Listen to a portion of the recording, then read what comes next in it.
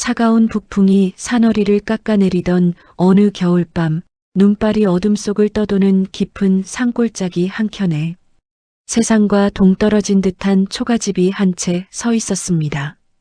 그 낡은 초가 안에는 전장을 떠난 늙은 군졸 박태수와 그를 부축하며 살아가는 18살 처녀 연담, 딱 두 사람의 숨소리만 희미하게 이어지고 있었지요. 이 밤의 이야기는 바로 그 집에서 아버지의 이름을 대신 짊어지고 변방산성에 오르려 했던 한 소녀의 결심에서 시작됩니다. 옛밤 서재에 오신 걸 환영합니다. 오늘의 이야기는 변방산성에 오른 효녀 연담전입니다. 조선 인조초, 난리도 흉년도, 반란의 소문도 끊이지 않던 험한 시절이었습니다. 사람들은 하루가 멀다 하고 세상이 어지럽다는 말을 입에 달고 살았지요. 평안도 북쪽 끝자락 겹겹이 산이 둘러싼 작은 고을을 사람들은 차령연이라 불렀습니다. 그 중에서도 더 깊은 산골짜기, 해가 늦게 떠서 일찍 진다고 혀를 차던 곳에 허리 굽은 늙은 군졸 하나와 그의 외동딸 연담이 살고 있었습니다. 아버지 박태수는 젊은 날 북방 산성에서 활 하나로 이름을 떨쳤습니다. 설원 위에서 말을 타고 달리며 적의 깃발을 꿰뚫고 돌아오던 시절도 있었지요. 하지만 한 번은 눈 폭풍 속 전투에서 산비탈을 구르며 다리를 크게 다쳤고 그 뒤로는 제대로 걷기도 힘든 몸이 되어 군문을 떠나야 했습니다. 전장을 대신해 잡게 된 것은 지게와 낫 그리고 약초 캐는 작은 칼뿐이었습니다. 비바람이 지나갈 때마다 마당의 흙이 조금씩 깎여나가듯 그의 기운도 서서히 줄어들어갔지요. 딸 연담은 어머니가 세상을 떠난 뒤로 줄곧 아버지 곁을 지켜왔습니다. 산골의 아이답게 얼굴은 구릿빛으로 그을렸지만 눈매는 맑고 또렷했습니다. 아버지를 따라 산을 오르며 짐승 발자국 읽는 법을 배우고 약초 인맥을 가르는 법을 익혔습니다. 조그마한 손에는 굳은 살이 도톰하게 박였고 걸음은 동네 사내아이 못지않게 단단했습니다. 그날도 연담은 아궁이 앞에 쪼그리고 앉아 쌀을 아껴가며 죽을 쓰고 있었지요. 아버지는 거친 기침을 하며 누운 채 천장을 멍하니 바라보고 있었습니다. 이때 마당에서 거친 발소리가 들려왔습니다. 질퍽한 눈을 헤치고 누군가가 성큼성큼 초가를 향해 다가오는 소리였습니다. 문이 벌컥 열리더니 푸른 도포를 걸친 사내가 들어와 눈에 젖은 신을 마루에 쿵 내려놓았습니다. 그는 인사를 제대로 하지도 않고 품 안에서 종이 한 장을 꺼내더니 탁 하고 방바닥에 내려놓았습니다. 붉은 도장이 선명했습니다. 나라에서 군사를 더 모으라는 명이 떨어졌소. 박태수, 그대 이름이 명부에 올랐으니 열흘 안에 변방산성으로 나와야 하오. 기한을 어기면 가산을 몰수하고 죄를 물이라 하였으니 알아서 하시오. 말은 딱 거기까지였습니다. 사내는 연담의 얼굴이나 아버지의 다리를 차분히 살펴보지도 않고 그대로 문을 닫고 사라졌습니다. 문짝이 덜컹거리며 다시 고요가 내려앉았습니다. 종이를 집어든 이는 연담이 아니라 박태수였습니다. 굽은 허리를 겨우 일으켜 떨리는 손으로 이름 석자를 확인하고는 입술을 세게 깨물었습니다. 한참이 지나서야 힘없이 한마디가 흘러나왔지요. 이 몸으론 우물까지도 가까운 길이 아닌데 어찌 산성을 오르라 하겠느냐. 연담은 솥뚜껑을 덮는 손이 굳어버린 것처럼 움직이지 않았습니다. 아버지의 얼굴은 이미 놀란 것도 화난 것도 아닌 그저 무너져 내린 듯한 표정이었습니다. 그날 밤 초가집 안에서는 죽을 떠먹이는 소리와 참으려다 새어나오는 기침소리만이 들렸습니다. 연담은 자리에 누운 아버지 곁을 지키다 등잔불이 거의 꺼져갈 즈음 조심스레 입을 열었습니다. 아버지, 혹 돈을 꾸어 대립군을 사는 길은 없겠습니까? 대립군이란 돈을 받고 남의 군역을 대신 지는 사람을 뜻했습니다. 연담도 장터에서 주워들은 이야기가 있었지요. 하지만 그 돈이 얼마인지 자기 집의 살림이 어떤지 모르는 건 아니었습니다. 박태수는 기침을 한 번 더 삼키고는 고개를 내저었습니다. 한 달 품값이 쌀 9석이라 한다. 우리가 한 해 농사를 몽땅 거둔다 해도 손에 쥘까 말까 한 양이다. 돈으로 막을 수 있는 길이 아니다. 하늘이 돌려준 군역이라면 애비가 마땅히 짊어져야지.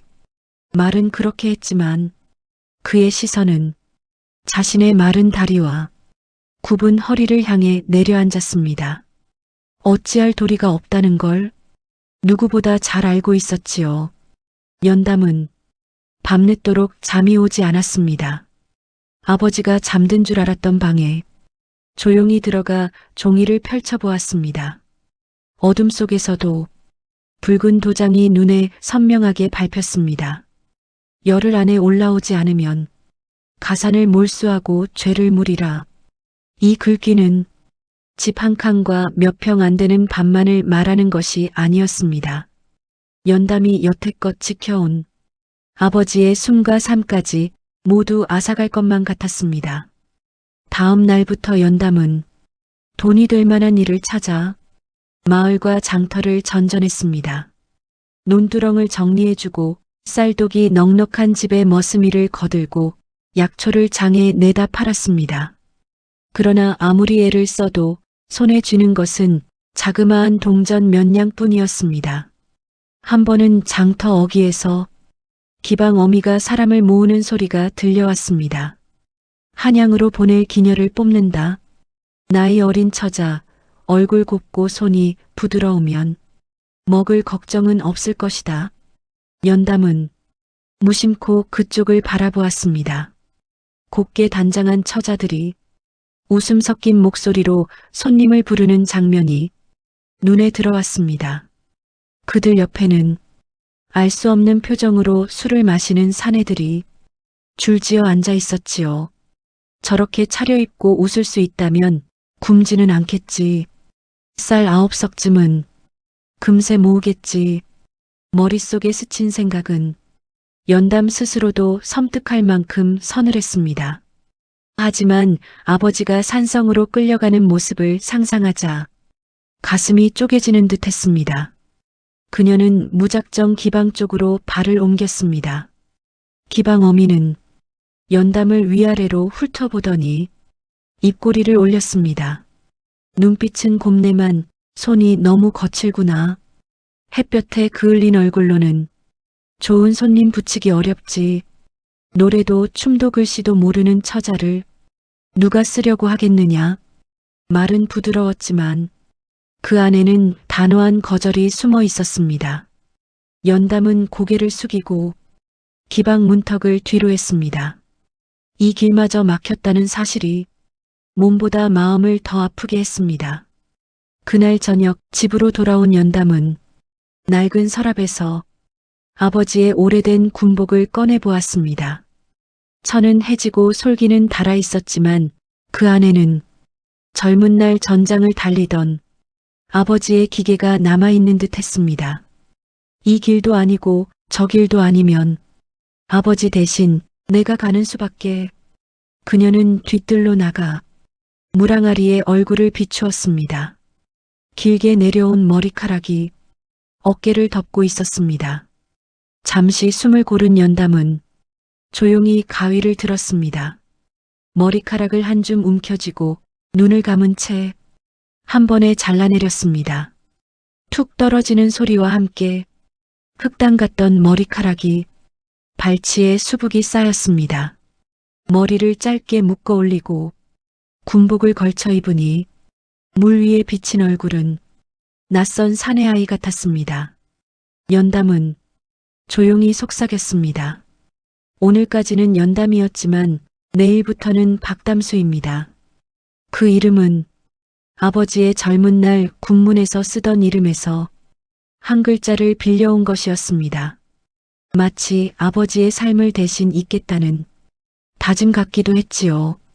새벽녘 아버지가 깊은 잠에 빠졌을 때 연담은 부엌 한편에 작은 종이 조각을 남겼습니다. 아버지, 죄를 지으러 다녀옵니다. 제가 살아 돌아오면 모든 것을 말씀드리겠습니다. 부디 그때까지 살아계셔 주세요. 짧은 글이었지만 한 글자 한 글자마다 눈물이 번져 있었습니다. 그렇게 연담, 아니 박담수는 변방 산성으로 향하는 군사 모집소로 발길을 옮겼습니다. 변방 산성의 첫 모습은 생각보다 차갑고 거칠었습니다. 성벽 위에는 장창이 줄지어 서 있고 안쪽에는 막사들이 빽빽하게 들어서 있었습니다. 군영의 공기는 사람의 숨보다 쇠와 흙 냄새가 더 짙게 배어 있었습니다. 짧은 심사를 마치고 담수라는 이름이 병적에 올라가자 연담은 곧장 신병 막사에 배치되었습니다. 옹기종기 모인 사내들 사이에 끼면 숨이 답답해지는 듯 했습니다. 하지만 긴장을 티낼 수도 없었습니다. 막사 안에서 유독 눈에 띄는 사내가 하나 있었습니다. 키가 크고 어깨가 넓으며 눈매가 호탕한 천돌이라는 병사였습니다. 그는 옆자리에 앉은 담수를 한참 바라보더니 넉살 좋게 말을 걸었습니다. 자네 이름이 담수라 했지? 손이 참 고운데 상골 선비집 도련님인가? 연담은 당황을 숨기고 웃으며 답했습니다. 손이 곱기는요. 집안일을 도맡은 손입니다. 천돌은 여전히 고개를 갸웃거렸지만 더 묻지는 않았습니다. 그날 밤 연담은 다른 병사들이 잠든 뒤에야 살금살금 몸을 돌려 누웠습니다. 옷을 갈아입는 시간과 몸을 씻는 틈마다 숨을 죽이는 일이 이어졌습니다. 하지만 훈련만큼은 숨긴다고 숨겨질 수 있는 것이 아니었습니다. 다음 날부터 시작된 군사 훈련에서 연담은 산골에서 익힌 솜씨를 감추기 어려웠습니다. 활터에서 활을 잡는 순간 손은 아버지의 손을 따라 움직였습니다. 숨을 들이쉬고 관역의 중심을 바라보며 바람결을 재고 조용히 시위를 놓았습니다. 화살은 거의 빗나가는 법이 없었습니다. 관역의 붉은 점이 연달아 흔들렸습니다. 주변에서 웅성거리는 소리가 일었습니다. 저 신병 봐라, 처음 잡는 손놀림이 아닌데? 행군 훈련에서도 마찬가지였습니다. 눈 덮인 산길을 오르내릴 때 다른 병사들이 미끄러져 넘어질 동안 연담의 발은 돌기와 나무 뿌리를 정확히 짚었습니다. 짐승 발자국과 사람 발자국을 구분해 보여주자 훈련을 맡은 하사가 놀라며 말했습니다. 담수, 자네는 산에서 태어난 놈이로구먼. 이런 아이가 정찰을 해야지. 이런 소문은 곧 산성을 지키는 장수의 귀에도 들어갔습니다. 윤경모 장수는 오랜 세월 변방을 지켜온 인물이었습니다. 눈보라 속에서 말을 달리고 전장에서 벗을 잃은 경험도 여러 번이었지요. 그래서인지 그의 눈에는 사람의 눈빛 하나만 봐도 어느 정도 그 사람을 가늠할 줄 아는 오랜 감각이 배어 있었습니다. 어느 날 윤경모는 직접 훈련장에 나가 병사들의 활쏘기를 지켜보았습니다. 그중 유독 눈에 들어오는 한 아이가 있었습니다.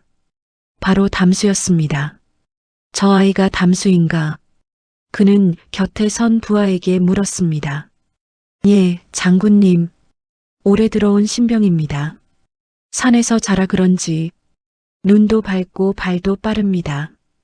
윤경모는 한참 동안 담수의 눈을 지켜보았습니다. 관역을 겨냥하는 순간 눈동자가 조용히 가늘어지는 모양새가 보통이 아니었습니다. 그날 저녁 연담은 윤경모의 부름을 받았습니다. 장수의 막사안은 두터운 장막으로 둘러져 있었고 벽에는 낡은 전쟁 지도와 무기들이 걸려 있었습니다. 윤경모는 담수 앞에 앉아 짧게 물었습니다. 자네가 담수인가? 예, 장군님. 산길에 밟고 짐승 발자국을 잘 본다 들었다. 변방산성은 늘 밖을 살피는 눈이 부족하다. 정찰조에 들 생각이 있나? 연담은 심장이 쿵 내려앉는 느낌을 받았습니다. 정찰조에 들면 성 밖을 더 자주 나가야 하고 위험한 상황도 많을 것입니다. 하지만 이곳에서 살아남기 위해서는 무능한 병사로 남을 수는 없었습니다. 명하신다면 힘껏 따르겠습니다. 그 한마디 안에 수많은 망설임과 각오가 모두 묻혀 있었습니다. 정찰 임무는 훈련과는 비교도 되지 않게 험했습니다. 눈 쌓인 골짜기를 며칠씩 걸어야 했고 밤새 바위 뒤에 몸을 숨기고 멀리서 나는 말발굽 소리와 사람들의 기척만을 더듬어야 했습니다. 어느 날 정찰, 연담과 천도를 비롯한 소수의 병사들은 북쪽 골짜기 쪽으로 향하고 있었습니다. 얼마 가지 않아 눈 위에 이상한 발자국이 보였습니다. 발자국은 성에서 멀어지는 것이 아니라 성 쪽으로 향하고 있었습니다. 말발굽 둘, 사람 발자국 셋 많지는 않습니다. 연담은 눈을 좁혀보았습니다. 어제까지 없던 길입니다. 발자국을 따라가자 작은 숲속 공터가 나왔습니다. 그곳에는 모닥불이 희미하게 타고 있었고 세 사람의 그림자가 불빛에 길게 드리워져 있었습니다. 한 사람은 조선 관원이 입는 단정한 포를 입고 있었고 나머지 둘은 북쪽 변방에서 내려온 듯한 털모자를 쓰고 있었습니다. 관원 차림의 사내의 얼굴은 낯이 익었습니다. 성 안에서 몇 번 마주쳤던 부사과 한종이었습니다. 그는 평소 군량과 창고 일을 맡아보며 관아와 군영 사이를 드나들던 인물이었지요. 한종은 평소 군량을 맡은 관리와도 이미 손을 잡아 창고 근처의 일을 제 마음대로 주무른다는 말이 은근히 돌던 인물이기도 했지요. 연담과 천돌은 관목 뒤에 몸을 숨긴 채 숨을 죽였습니다. 불빛 너머로 들려오는 목소리가 바람 사이로 스며들어 왔습니다. 성문은 서쪽 옹성으로 열어야 합니다. 그 시각에 맞춰 성 안의 우리 사람들도 함께 움직일 터이니 신호만 잘 맞추면 부탁하신 대로 될 것입니다. 북쪽 사내가 낮게 말했습니다. 군량과 화약을 손에 넣을 수 있겠느냐? 한종은 미묘하게 웃었습니다. 부탁하신 대로 창고 열쇠는 이미 제 손에 있습니다. 연담의 손이 무릎 위에서 서서히 떨리기 시작했습니다. 성 하나를 통째로 열어주는 계획이 눈앞에서 오가고 있었기 때문이지요. 잠시 후 세 사람은 서둘러 자리를 정리하고 흩어져 사라졌습니다. 눈발만이 다시 자리를 덮어가리고 있었습니다. 성으로 돌아오는 길, 천돌은 입술을 깨물며 말했습니다. 담수, 우리가 방금 들은 말 그대로 장군님께 고해야 하겠지? 연담은 대답 대신 입술만 꽉 깨물었습니다.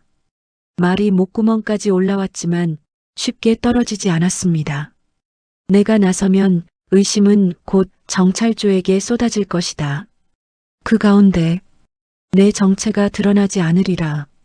누가 장담하랴. 그렇게 되면 아버지는 성벽이 눈앞에 가까워질수록 발걸음이 무거워졌습니다. 하지만 마음 깊은 곳에서 다른 목소리도 함께 들려왔습니다. 아버지는 어떻게 하라 하셨을까?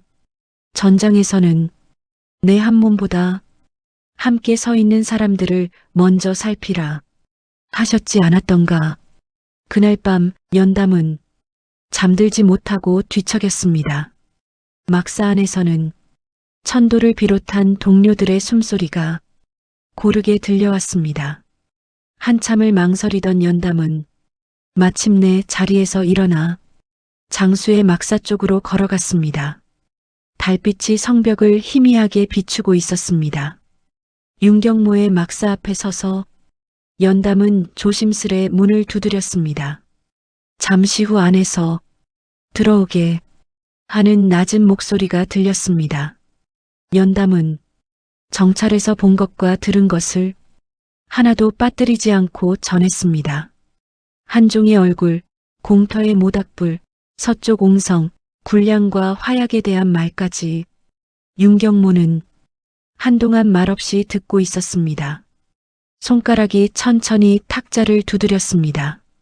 자네가 말하는 일이 사실이라면 이는 성 하나만이 아니라 주변 고을까지 휘말릴 큰 변란이다. 하지만 자네는 막 군문에 든 신병 아닌가?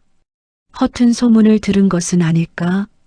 연담은 조용히 고개를 들었습니다.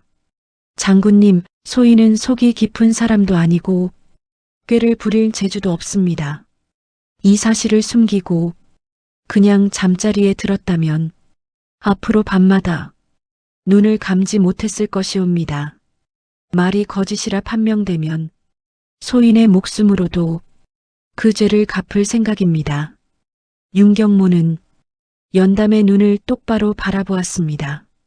겨우 몇 달 군문에 있던 신병의 눈이라고 보기에는 너무도 단단한 무언가가 그 안에 자리 잡고 있었습니다. 좋다. 자네의 말을 헛소리라 치부하지는 않겠다. 다만 공공연히 떠들지 말게.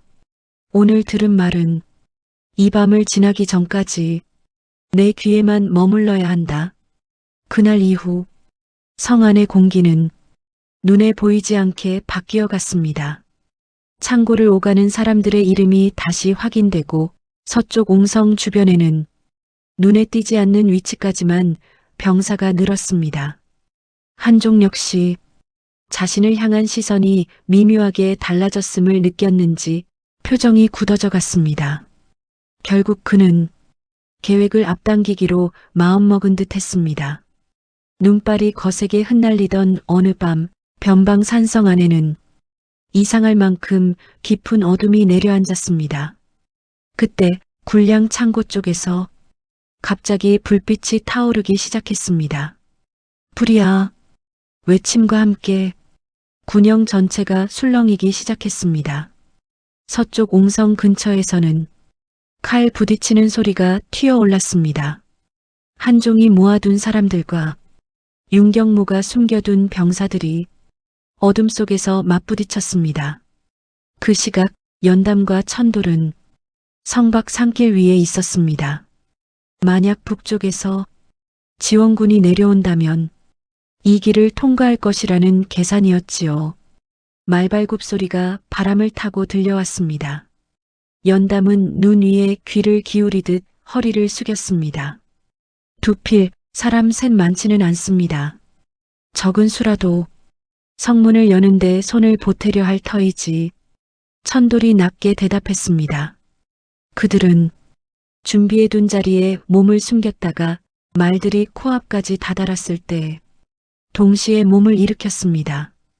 짧은 외침과 함께 연담의 화살이 먼저 날아갔습니다.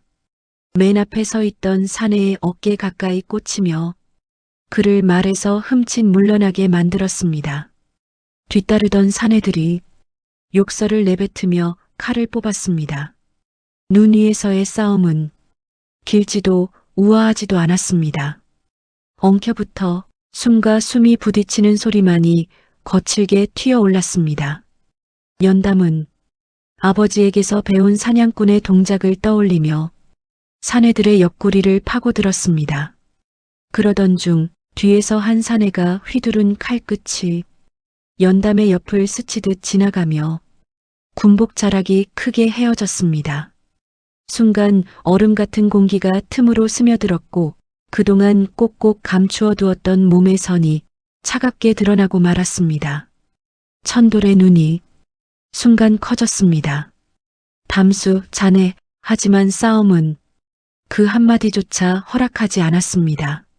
남은 사내 하나가 눈발을 가르며 다시 달려들고 있었기 때문이지요.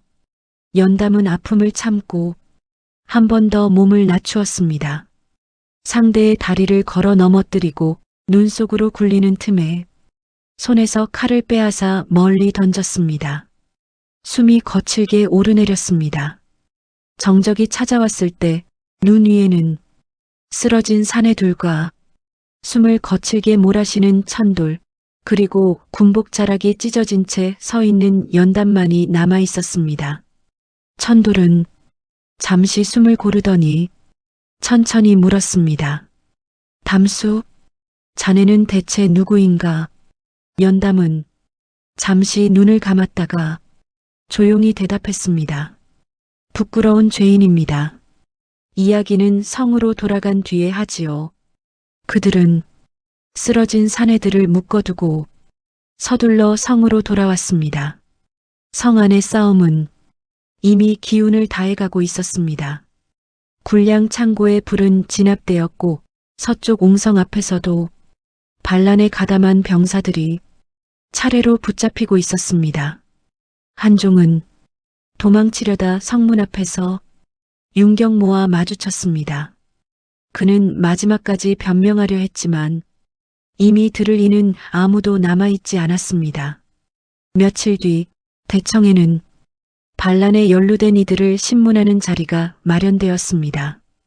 그 끝자리에 연담과 천돌도 함께 서게 되었습니다. 윤경모는 죄인들의 진술을 차례로 들은 뒤 마지막으로 연담을 향해 묻습니다. 담수라 불리던 이여, 이제 본디 이름과 어찌하여 군문에 들어왔는지 숨김없이 말해보게. 숨을 들이마신 연담은 조용히 입을 열었습니다. 소인의 본디 이름은 평안도 차령현 산골에 사는 박연담입니다. 병든 아비를 대신해 머리를 자르고 아비의 군복을 입고 군문에 들었습니다.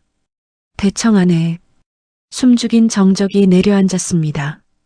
몇몇 병사는 놀란 눈으로 서로를 바라보았습니다. 천돌은 이미 알고 있던 사실임에도 다시 한번 입술을 굳게 깨물었습니다. 연담은 말을 이었습니다. 여인의 몸으로 군문에 든 죄가 큰 줄 모르는 바 아니었습니다. 하지만 아무것도 하지 않고 아비가 끌려가는 것을 지켜보는 것 또한 죄라 여겼습니다. 반란의 소문을 듣고 장군님께 고한 것도 오늘까지 화를 잡은 것도 모두 그 한 마음에서 비롯되었습니다. 죄를 물으신다면 군율에 따라 달게 받겠습니다. 윤경모는 오래도록 대답하지 않았습니다. 그의 얼굴에는 오랜 세월 전장을 지켜온 자만이 지을 수 있는 무거운 주름이 드리워져 있었습니다. 그때 옆에 서 있던 천돌이 한 걸음 앞으로 나섰습니다. 장군님, 소인 천돌입니다. 한마디 올려도 되겠습니까? 윤경모가 고개를 끄덕이자 그가 말을 이었습니다. 연담 아니 담수는 이 산성에 누구 못지않게 군인의 도리를 다했습니다. 오늘 새벽 산길에서 소인이 먼저 쓰러졌을 때도 목숨을 걸고 저를 지켜준 이가 바로 담수이옵니다. 여인의 몸이었던 것이 죄라면 그 죄의 무게만큼 저와 이산성이 입은 은혜 또한 함께 헤아려 주시길 바랍니다. 그 말은 길지 않았지만 옆에서 지켜본 이들의 마음을 조용히 울리고 지나갔습니다. 윤경모는 천천히 숨을 내쉬었습니다. 그리고 마침내 입을 열었습니다. 박연담, 이제 더 이상 담수라는 이름을 부르지 않았습니다. 그대의 행동은 군문에 들기 이전만 본다면 분명 규율을 어긴 일이다. 그러나 군문에 든 이후 그대가 한 일들만 헤아리면 그 누구보다 군인의 도리를 지켰다. 반란을 막는데 누가 먼저 나섰는가를 생각해보면 그대의 이름을 빼놓을 수 없다. 대청 안의 시선이 연담에게 쏠렸습니다. 윤경모는 말을 이었습니다. 그러므로 이렇게 판하겠다. 첫째, 그대가 여인의 몸으로 군문에 든 죄는 앞으로 다시는 군역을 지우지 않음으로써 막겠다. 군문은 그대가 다시 들어올 수 없는 곳이다.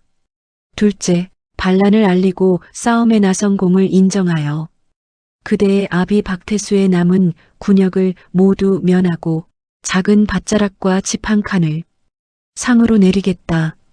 그대는 이제 산성에서 내려가 아비 곁으로 돌아가 조용히 살라. 너의 이름은 공적에는 오르지 않더라도 내 마음속에는 반란을 막은 이들 가운데 하나로 남을 것이다. 연담은 그제야 숨을 내쉴 수 있을 것 같았습니다. 벌이라면 벌이고 은혜라면 은혜인 판결이었습니다. 무릎을 꿇고 이마를 숙이며 조용히 말했습니다. 과분한 판결입니다. 아비 곁으로 돌아가 남은 생을 조용히 살겠습니다. 그렇게 해서 연담은 군문을 떠났습니다. 성문을 나설 때 천돌은 멀찍이 서 있다가 짧게 인사했습니다. 연담이든 담수든 내게는 함께 누웠던 막사의 동무요. 건강히 사시오. 연담은 살짝 웃으며 고개를 숙였습니다. 그 웃음 속에는 길지 않지만 깊었던 인연에 대한 감사가 담겨 있었습니다. 몇 해 뒤 촬영연의 산골 초가집에는 다시 두 사람의 숨소리가 들려왔습니다. 박태수는 지팡이에 몸을 기대고 마당에 나온 딸을 바라보며 말했습니다. 연담아, 내가 무슨 길을 다녀왔든 애비는 이제 묻지 않으마. 다만 내가 살아 돌아왔으니 그걸로 족하다. 연담은 조용히 웃으며 대답했습니다. 아버지, 그저 남은 날 동안 아버지와 이 집을 지키며 조용히 살고 싶습니다. 집 옆에는 새로 일군 작은 밭이 생겨 있었습니다. 관아에서 내려온 종이 한 장에는 박태수의 이름 옆에 남은 군역을 면한다는 글귀가 붉게 찍혀 있었지요. 세월이 흐르며 사람들 사이에는 이 집에 관한 이야기가 하나 둘씩 떠돌기 시작했습니다. 어떤 이는 옛날 변방 산성에서 반란을 막은 이름 없는 병사가 있었다더라 하였고, 또 어떤 이는 여인임을 숨기고 군에 들어간 효녀가 아버지 군역을 대신 짊어졌다더라 하며 귓속말처럼 전했습니다. 더 먼 세월이 흐르자 이야기는 조금씩 모양을 달리했습니다. 어느 전승에서는 연담이 훗날 또다시 북방에 전운이 도는 날 마을 청년들을 모아 의병을 이끌고 나섰다가 끝내 돌아오지 못했다 하였고, 또 다른 전승에서는 끝까지 아버지 곁을 지키다가 조용히 생을 마쳤다 하였습니다. 누가 맞고 누가 틀렸는지 알 길은 없습니다. 다만 한 가지, 눈 깊은 산골짜기에서 아버지의 이름을 대신 짊어지고 변방 산성에 올랐던 한 효녀가 있었다는 사실만큼은 오랫동안 사람들의 입에서 입으로 잔잔히 흘러내려왔습니다. 겨울밤 등잔불 아래 앉아 이 이야기를 들은 이들은 한 번쯤 자신이 사랑하는 이를 위해 어디까지 걸어갈 수 있는지, 그 길 위에서 무엇을 감당하고 무엇을 내려놓아야 하는지 조용히 생각해 보았을 것입니다. 누가 알아주지 않아도 자기 자리를 지키며 책임을 짊어지는 마음이 화려한 영웅담 못지않게 크고 깊은 용기라는 걸 생각하게 합니다. 이야기 잘 들으셨나요? 오늘 하루의 무게가 이 밤에는 가벼워지길 바랍니다. 지금까지 야단민담이었습니다. 다음 이야기로 찾아뵙겠습니다.